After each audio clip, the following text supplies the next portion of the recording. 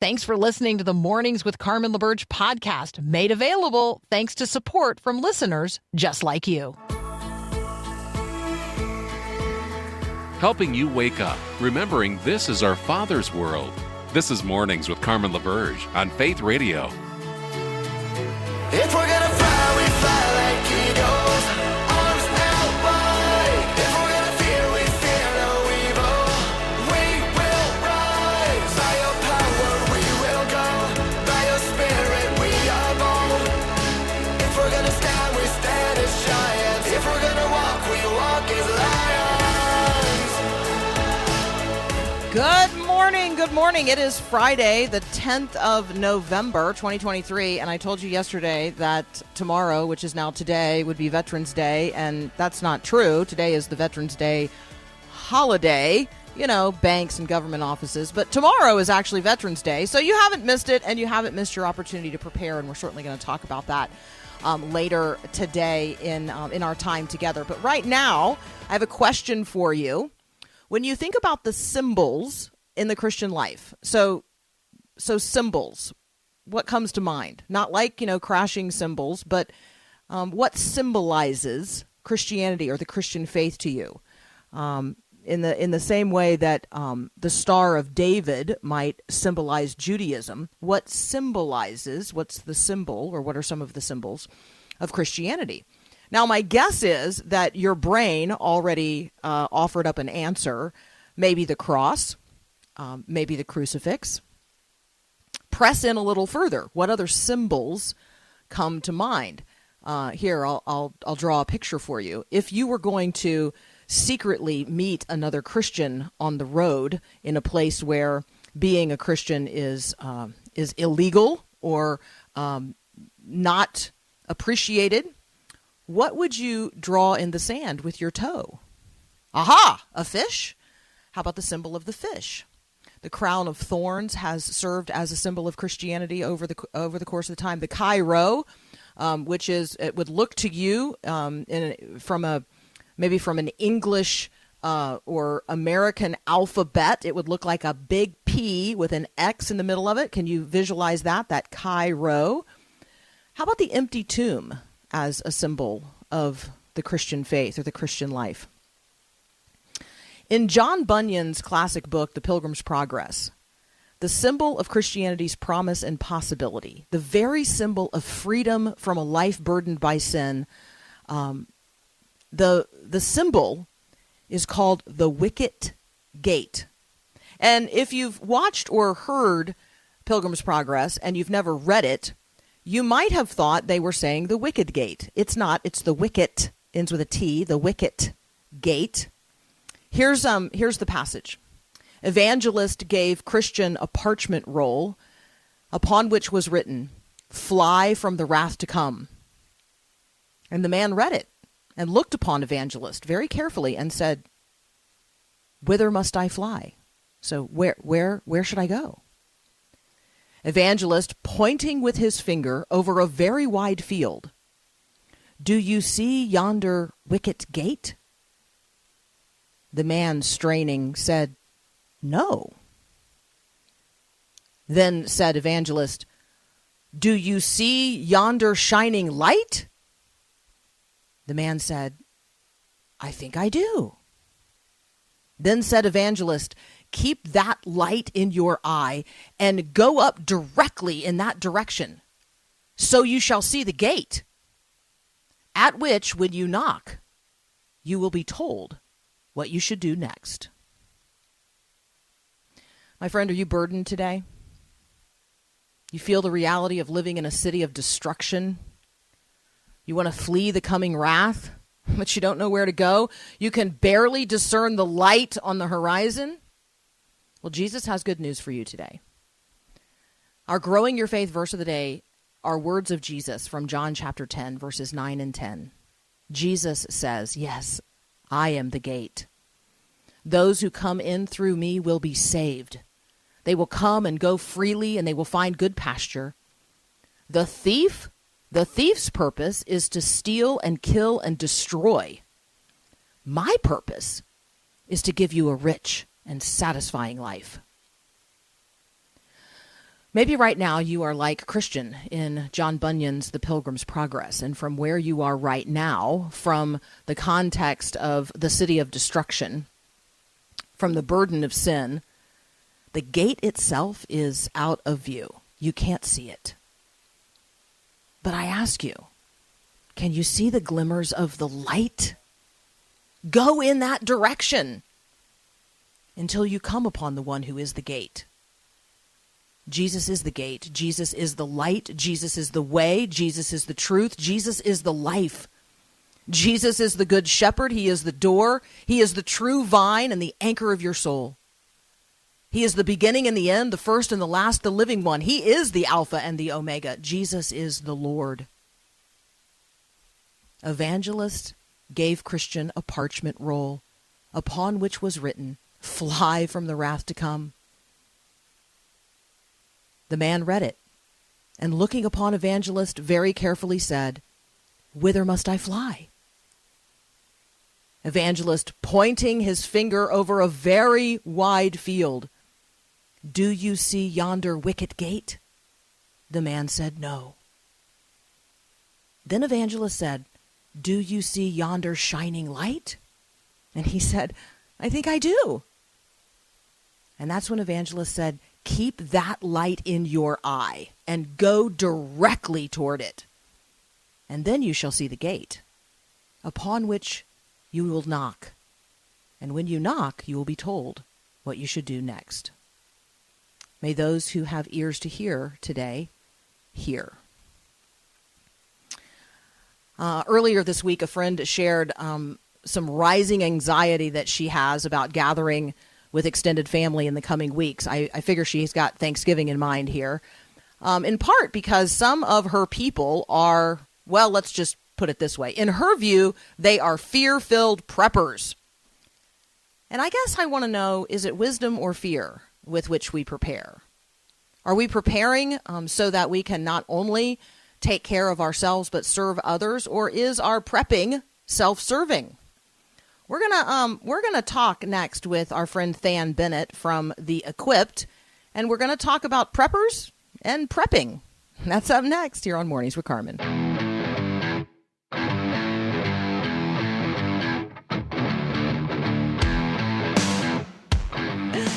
Okay, now I kind of wonder if our friend Than Bennett is just messing with us. Totally possible. We are still seeking to connect with him. But maybe in the spirit of, the end is near, which is what our conversation was going to be about. Maybe Than thought he'd make an object lesson of being hard to find this morning. Preppers and prepping. I want to talk with you about that for just a moment. You're listening to Mornings with Carmen. I'm Carmen LaBerge. This is Faith Radio. Are you a prepper? Let me just go ahead and say that. If so, love to hear from you this morning on the text line, 877-933-2484. And then there's some of you who are like, I'm a prepper, but I'm not telling anybody. Like, that's the whole point, or that's part of the point. And then if you're listening and you're saying to yourself, I don't even know what she's talking about. What does it mean to be a prepper? Well, you are familiar with the declaration, the end of all things is near. Time is short. The kingdom of God is at hand, right? And you say to yourself, well, yes, but we have been hearing that declaration since the days of John the Baptist, in the days of Jesus, 2,000 years ago. The end is near, the end is near. And you're like, 2,000 years, that's a long time. Probably got 2,000 years, stretched between here and whenever it is that the end is coming. In fact, maybe you're relying upon those in the scientific community who are gauging the, quote, end of time, on some sort of measure of when the sun is going to burn out. Well, let me just say that the Bible does make really clear that there is an end. Like history progresses through this redemptive arc, this cosmological reality of the gospel. It progresses to an end. Now, that end is a new beginning for sure. I'd invite you to read Revelation 19 to 21 today. The end is a new beginning, but the end is also an end of the world as we know it. And so when we say the end of all things is near, what do we mean? let's think about what Peter says in 1 Peter 4:7. The context here is trying to explain why Jesus went to the cross. And he is talking about the suffering in Jesus' body in order that you and I could be done with sin, that sin would die. And then the declaration that in the rising of Christ, we rise as well. So let's talk about that. The bottom line. You and I are meant to live differently in the context of the days in which we live, no matter how long those days are. That's the bottom line. You and I are meant to live differently in the world, no matter how much time we have in the world to live. We are meant to live differently in anticipation and an expectation that the end of all things is near. So what does wisdom in the midst of that look like? Wisdom, not fear. So my friend, who I referred to a moment ago, her view of people who are quote unquote prepping, setting aside some in order that there might be a measure of resources when things become difficult for Christians or difficult for everyone, right? So if you've read the Bible, which of course I want you to be reading, where in the Word are you today? If you've read the Bible, then you know things are not getting progressively better. Yes, ultimately things are going to get ultimately better. That is the promise of redemptive history. But between now and then, things do not get progressively better. The progressive view of history is not biblical. The redemptive view of history is biblical, but not the progressive view. Things don't get progressively better. Things get actually progressively worse until they get dramatically, redemptively better when Jesus comes again to judge the living and the dead, to fully institute the kingdom of heaven upon the earth, a new heaven and a new earth. Those are the promises of God in terms of his redemptive plan for history. And so how are you preparing to live in the meantime? MEAN, the meantime, the time in between, but the time that's also going to be mean, like mean, not like mean in between, but mean. So, how are we going to live as the peculiar people of God, alert and sober-minded, praying, loving each other deeply, with the sin covering of Christ? How are we going to live differently? 1 Peter 4:7 and 8. The end of all things is near. Therefore, be alert and sober-minded in order that you might pray. And above all, love each other deeply, because love covers a multitude of sins. So I'm sharing with you from Fan Bennett's newsletter, The Equipped, goes along with the show he hosts here on the Faith Radio Network called The Equipped. Invite you to check that out. And he says this, we are intended to be different than all that we see around us, than all that the people whom we live among. We have to be rooted in the fact that we are set apart, that we are different, specifically because as the end draws near, those around us are going to need something to orient and anchor them. So there you go. That is why we prepare. We don't prepare as an act of self-service or self-preservation. We prepare so in order that we could be ready witnesses as people around us wake up to the reality of sin and their need for salvation and their desire for light in the midst of darkness, and a place upon which they can set their feet, a solid rock in the midst of a world that is falling apart, a point of orientation that doesn't move and is unchanging in the midst of a world that is absolutely swirling in chaos. That's why we prepare. That's why we set some aside now, so in order that there will be some in the days in which there is nothing. And that kind of love is going to be extended by people who have prepared in advance, not out of fear, but out of wisdom, those who have prepared in advance, not in order that we might protect ourselves and our own, but in order that we might become a shelter from the stormy blast, that we might be a refuge in the midst of a world falling apart. And so let me encourage you today, as you approach conversations with and interactions with those who are preparing in fear, maybe you suggest to them that Christians don't prepare in fear, we prepare in wisdom. We don't prepare in fear. We prepare in wisdom, recognizing that the days are short and the end of all things is near. Therefore, be alert and of sober mind, praying, and above all, love each other deeply, because love covers a multitude of sins. You're listening to Mornings with Carmen. So glad you are listening to Mornings with Carmen. This is Bill Arnold. I would love for you to check out my podcast in the afternoons. It's called Afternoons with Bill Arnold. Spent the entire marketing budget coming up with that name. But we do scripture engagement and have lots of fun. Make sure you can check it out at myfaithradio.com.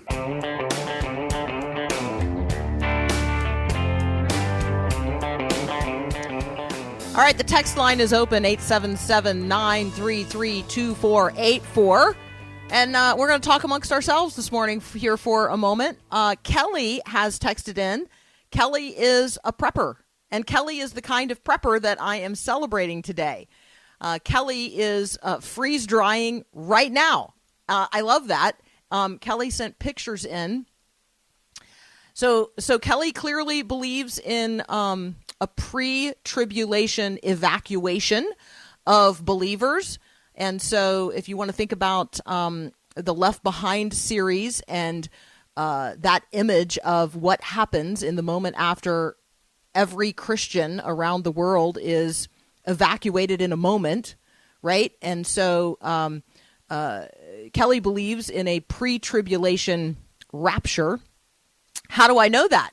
Well, because Kelly says, I'm freeze-drying right now for those left behind. When I'm no longer here, they will have a house full of Bible studies, and I've got books on my coffee table, and I'm prayerfully serving those who will be left behind. That is a witness to the gospel, my friend. So then Kelly sent pictures. So on the coffee table, there's a copy of Where Are the Missing People? The Sudden Disappearance of Millions and What Happens Next. I mean, what a great idea, right? Like, that is actually a rapture plan right there. This is a Christian with a rapture plan. There's a whole stack of David Jeremiah's The Great Disappearance. And then, again, pictures of a bookshelf loaded with all kinds of Bible study materials. That is some wise prepping right there. And then pictures of the freeze-dried foods being prepared. Looks like we're going to have some red apples. I don't know what else we got. Chopped tomatoes, it looks like. Trying to read the bags that Kelly sent me a picture of. That's just fantastic. How are you preparing yourself for, right, for the second coming of Christ? We're going to talk a lot in the coming weeks about Advent, and that conversation is going to, for the most part, center on the first Advent, the coming of Christ, right, as Christ, as Messiah, the second member, co-eternal with the Father, condescending to human flesh, being conceived in the womb of Mary, born in Bethlehem of Judea, and fleeing with his family as refugees, fleeing the hostility of the Roman Empire, fleeing to Egypt, living there until there is a change in office, a change in political power, and then returning to live in the town of Nazareth. Like, that's the advent of Jesus, right? The coming of Jesus in flesh, Emmanuel, the incarnation, the infleshing of Christ. We talk about the first advent. We talk about the coming of Jesus. Do we talk much about the second coming? He is coming again. We say it in the Apostles' Creed. Jesus is coming again to judge the living and the dead. Do we believe that? Are we anticipating that? Are we preparing for that? How are you preparing today for the return of Christ?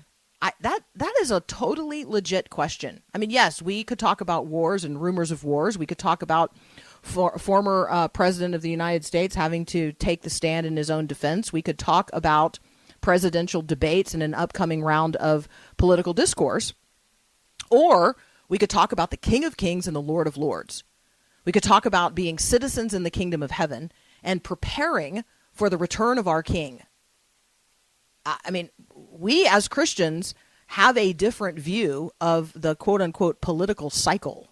We're looking at a political cycle over the scope of all of human history, not just a political cycle that's 2 years or 4 years or 8 years long. So consider that today. How are you anticipating and preparing for the return of the King? And how will he find you? Jesus actually shares several parables on this topic of being prepared and how he's going to find us when he returns. Will he find you busy? Are you going to be busy? And what are you going to be busy with? Are you going to be busy with the Father's business?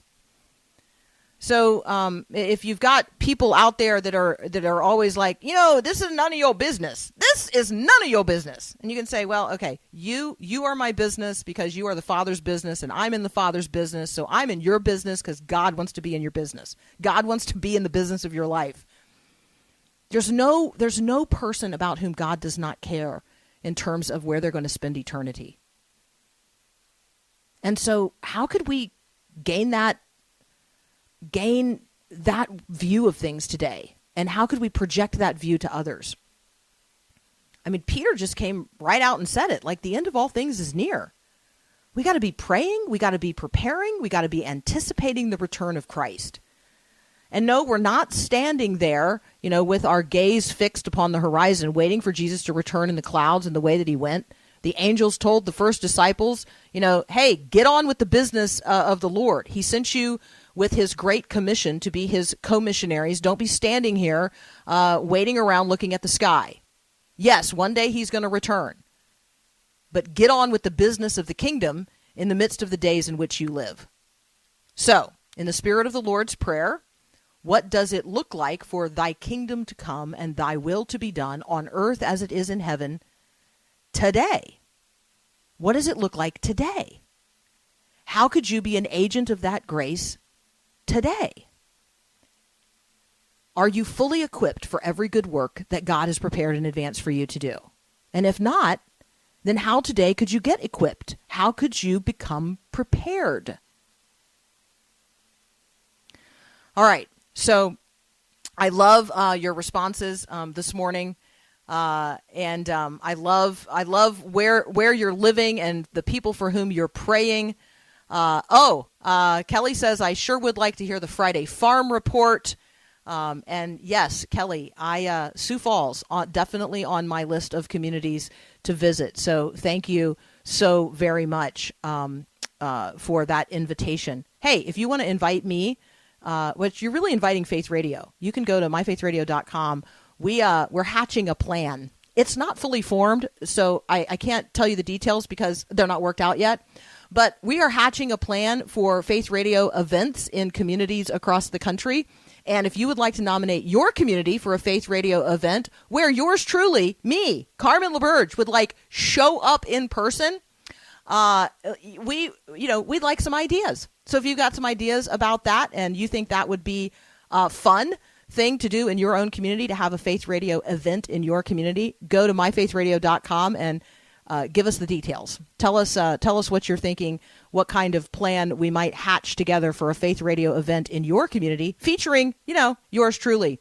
We could do an event where, well, we do what we do here. We bring the mind of Christ to bear on the headline news of the day, and we apply the mind of Christ to everything going on in the world around us. Be a good time, right? Be a good time. Love to put some faces with some names and help you build your Christian community right where you are and reach others for Jesus. So if you're in Sioux Falls and you want to invite me along with Kelly, there you go. If everybody gets together, if you could gang up on the process, that might be fun too. Okay, have you heard of Goldilocks? Goldilocks and the Three Bears, right? So Goldilocks enters a house. It's a house of bears, which, by the way, bears don't live in houses. Bears live in dens, and you should not go into them. But anyway, Goldilocks did. And she tried out the porridge, and one was too hot and one was too cold and one was just right. And then she tried out the beds, and one was too hard and one was too soft and one was just right. And so the Goldilocks principle is actually applied to lots of things in life. Well, the Goldilocks principle is now being applied to social media use. There is definitely too much that you could do, and yes, there is too little that you could do. Maybe. I don't know. Could you have too little social media? I don't actually know if that's possible. Probably for emerging generations, they think there's no way to live without it. So it would be hard to live without it. I don't deny that. I've got social media accounts. Some of them I attend to more frequently than others. You already know that if you follow me there. So what's the Goldilocks principle, and how might you apply it in social media? Too much social media definitely harms us. So could you apply the Goldilocks principle? That might be a good conversation to have with your kids today. To talk with us about some social media trends, Chris Martin's going to join us. He's the creative director for Moody Publishers. He's a social media consultant. He's the author of 2 books about social media, The Wolf in Their Pockets and Terms of Service. And he's going to join us next. On packages of cigarettes, there's that Surgeon General's warning. Well, there's a whole Surgeon General's warning on social media and America's youth crisis. So we're going to talk about that next here on Mornings with Carmen.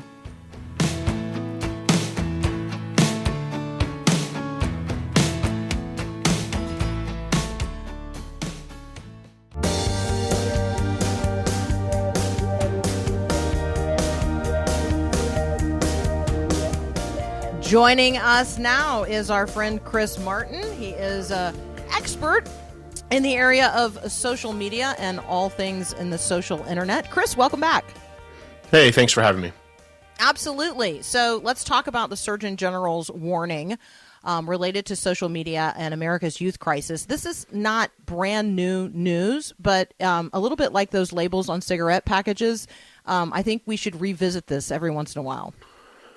Yeah, the Surgeon General is continuing to warn about social media negatively impacting the mental health of children. And by children, we don't mean necessarily just like, 7 or 10-year-olds, but anyone really under the age of 18. And he's going around, I believe, going around to college campuses right now, talking to college students, professors, others about how they're experiencing this and what their experience with social media is, and if it's affecting their mental health or the mental health of friends that they know. And he recently sat down for a podcast interview with Axios' One Big Thing, and I listened to it this morning. And it's a really good interview and conversation about social media's effects on mental health. He himself, the Surgeon General, has 2 children of 5 and 7, and so he's already thinking about these things for himself, and he fields a really good question about when is the right time for children to have social media, which is probably the most common question I get when I'm speaking to parents, and I think he handles that question really well. And what's sad and at the same time helpful about this issue is that it's relatively nonpartisan. Kind of everybody recognizes that we have a major issue regarding social media and mental health among young people. Parents largely feel and are unequipped to fight this battle on their own, because you have a common American parent who may or may not be very tech savvy trying to work against some of the smartest social psychologists in the world and computer programmers in the world who are employed by these companies that are trying to get kids and students to use these platforms. And so, yeah, a parent is going to feel relatively unequipped and appropriately so to try to keep their kids off social media. So I think this is a really important place for the government to be able to step in and help. And the Surgeon General makes that case really well, in a really well-spoken way.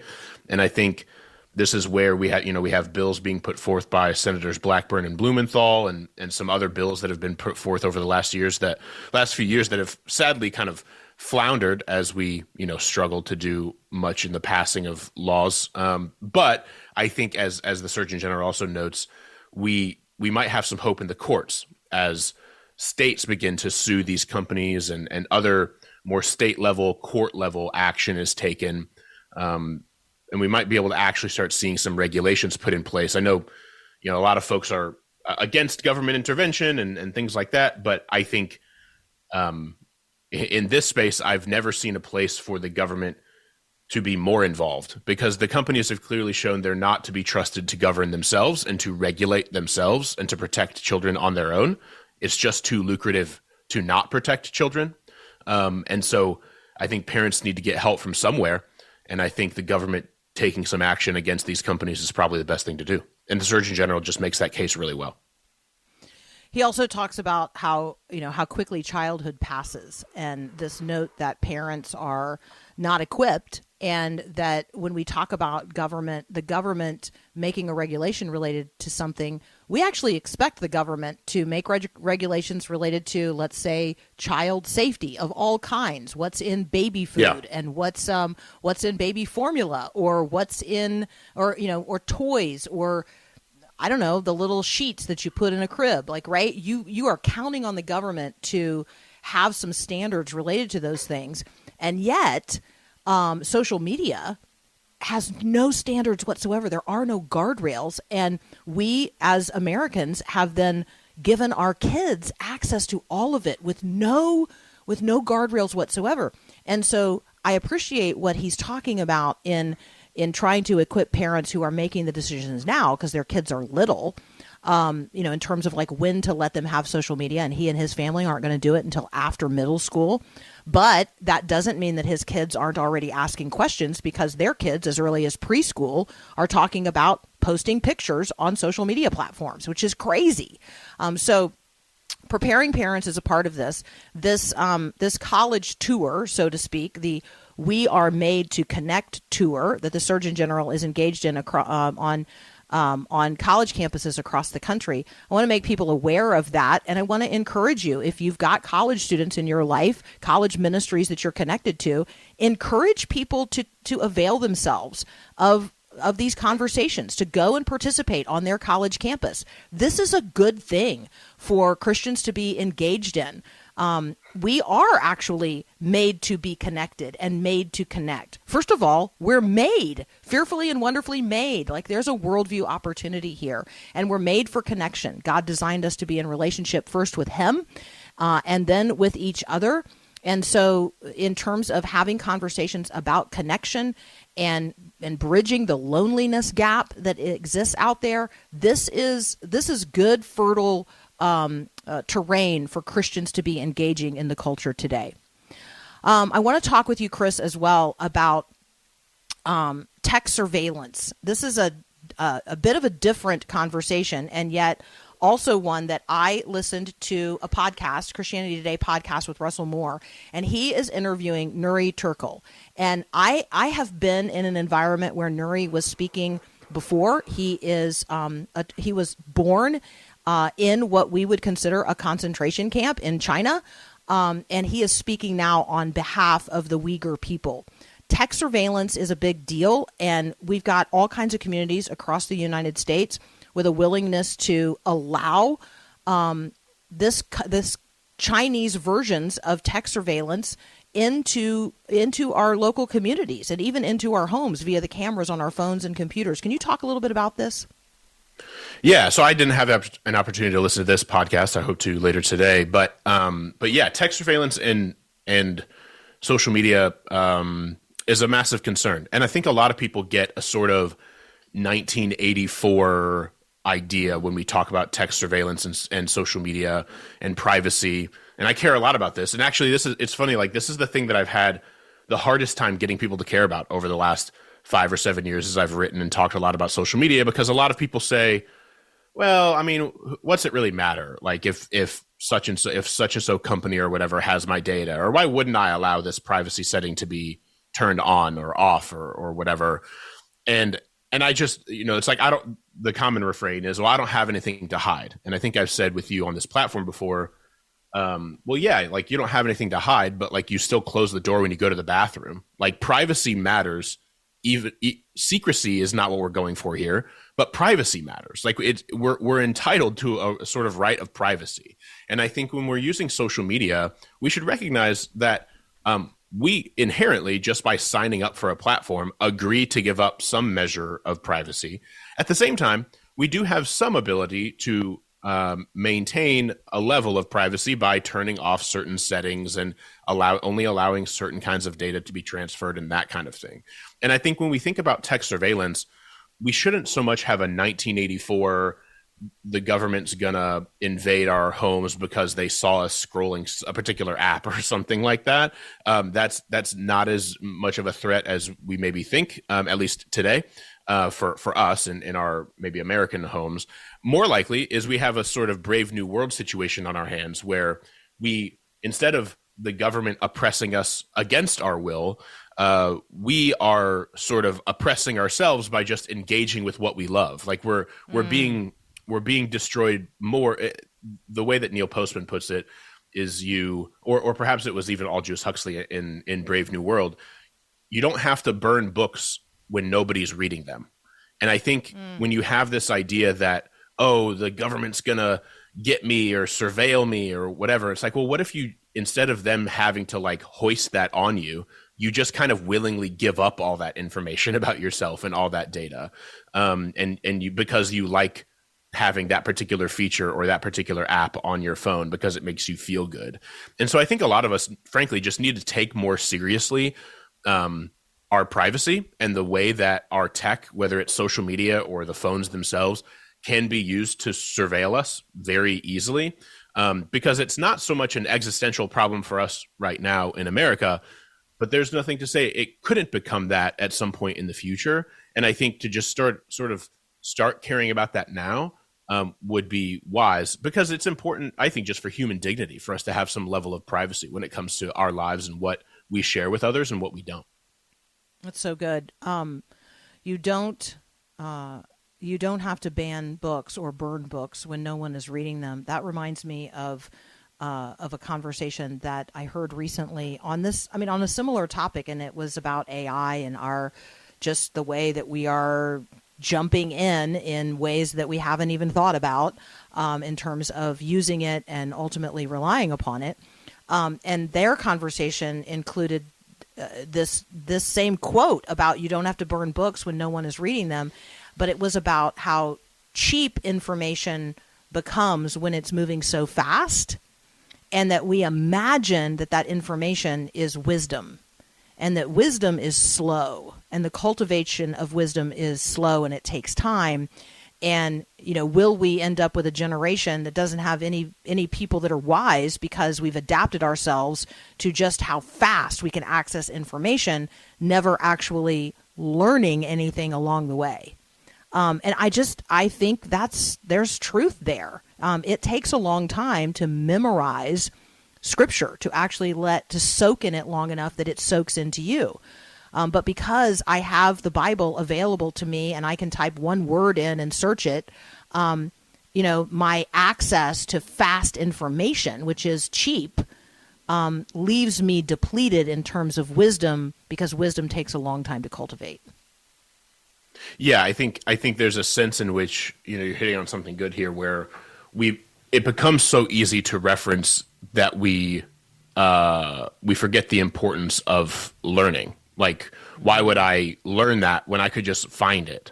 And I think there are some things in life where that's helpful. I think there are some things in life where it's nice. It's helpful to not have to memorize this or memorize that or whatever.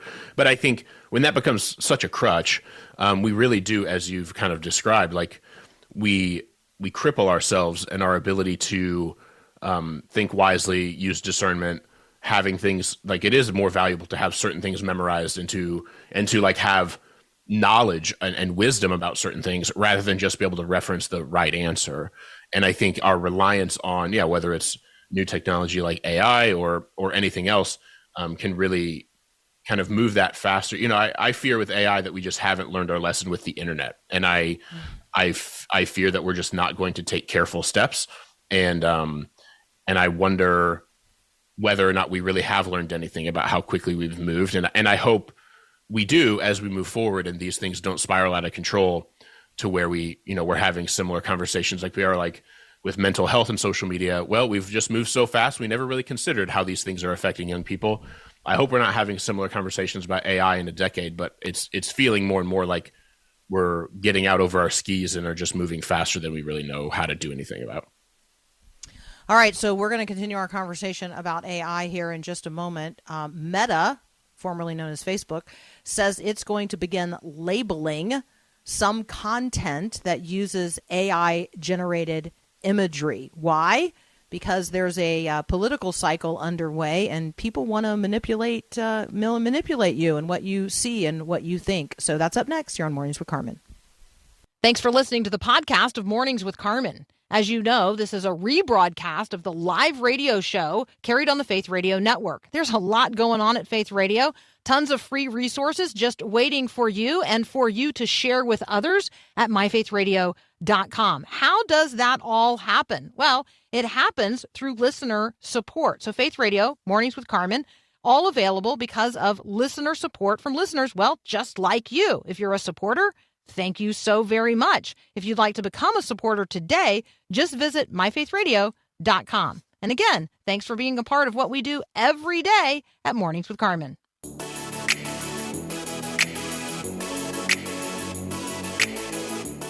Continuing our conversation with Chris Martin.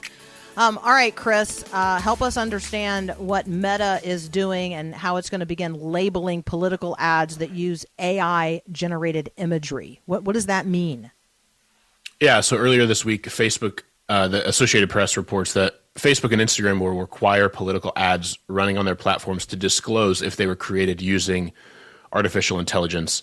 Under the new policy, Meta labels, the labels will acknowledge the use of AI, and they will appear on users' screens when they click on ads. The rule will take effect sometime in the new year and will be applied worldwide. A specific date has not been set, and Microsoft has done some election initiatives as well. The Associated Press notes. I think it should be applied to everything. I think if something is AI generated, I want to know it. I want to know. Yeah. I want to know that a video is fake. I want to know that a picture is fake. Like I want to know that. Yeah, totally. Yeah, and I think Meta would love to do that. The problem is they would have a hard time doing that for you and I because they're not going to be able to identify if something is created by AI or not.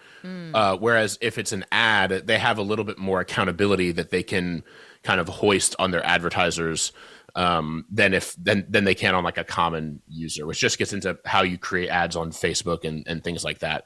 And so I think this is good. I think that more and more we're seeing the power of like deep fake video and especially audio and things like that. I mean, I've come across so many instances of people who have explicitly said, hey, this is fake, but listen to it or watch it and see just how real it is. And I have been, frankly, a little terrified by what I've seen and heard. And I think frankly, I think the audio bit, a lot of people are all caught up in like deep fake video, which is like kind of impressive, but also kind of cheesy and doesn't really work very well in a lot of ways if you know what you're looking at. But I think deep fake audio where like, we could be looking at 6 months from now, 8 months from now, there's leaked audio of presidential candidate X who said this terrible thing on the campaign trail behind the scenes at a rally in Florida, and you can't believe what they said or something, and it leaks out on Twitter, and like, will we know whether that's real? Like, unless someone actually heard them say it, how will we know? I think that's why audio, frankly, like deep faked audio is a little bit scarier to me than video. Video is just, there are more data points to tell if it's faked, and it's a little bit easier for some super techie people to like break down why a video may be fake or real. Audio can just be a whole lot harder because there's fewer data points. You're not looking at someone's face.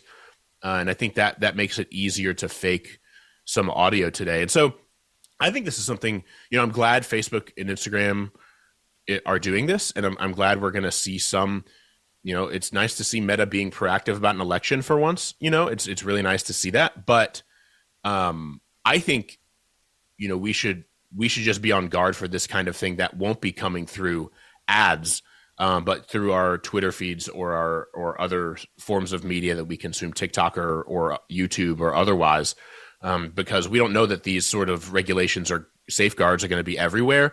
And much like with the sort of Israel conflict, we're going to be prone to believe whatever we want to believe, and we're going to be prone to not care if something's fake, if it's funny, or whatever else. And so I just think we need to be on guard about this kind of thing and recognize how our biases are going to predispose us to being tricked in this upcoming year.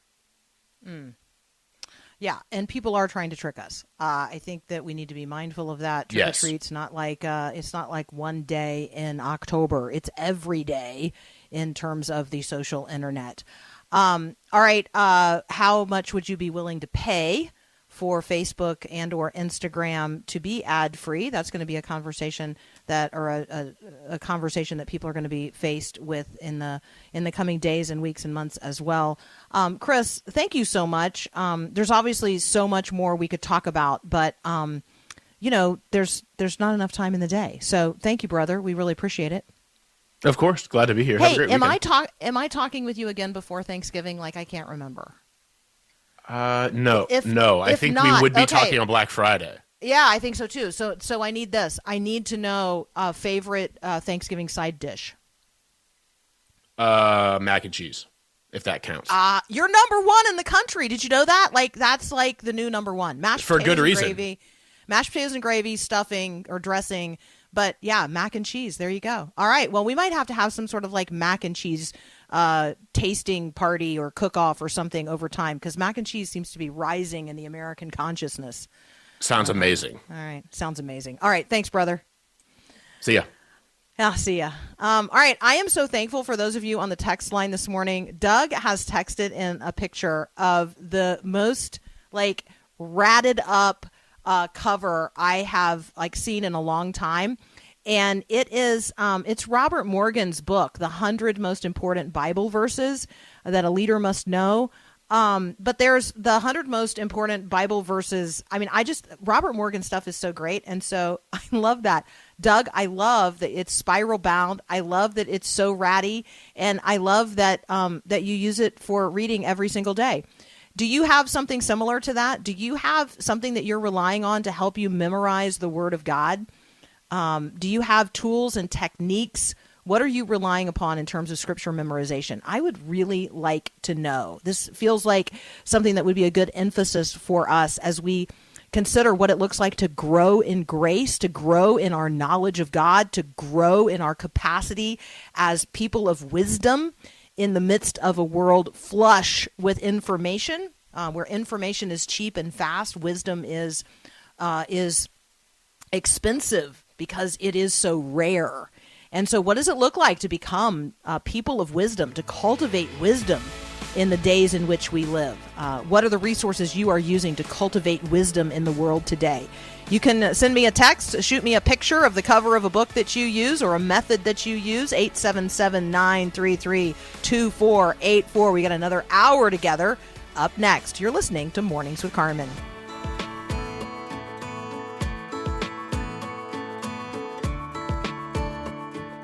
Thanks for listening to Mornings with Carmen LaBerge. Podcasts like this are available because of your support. If it's important to you to hear things that encourage your faith, click the link in the show notes to give now. And thanks.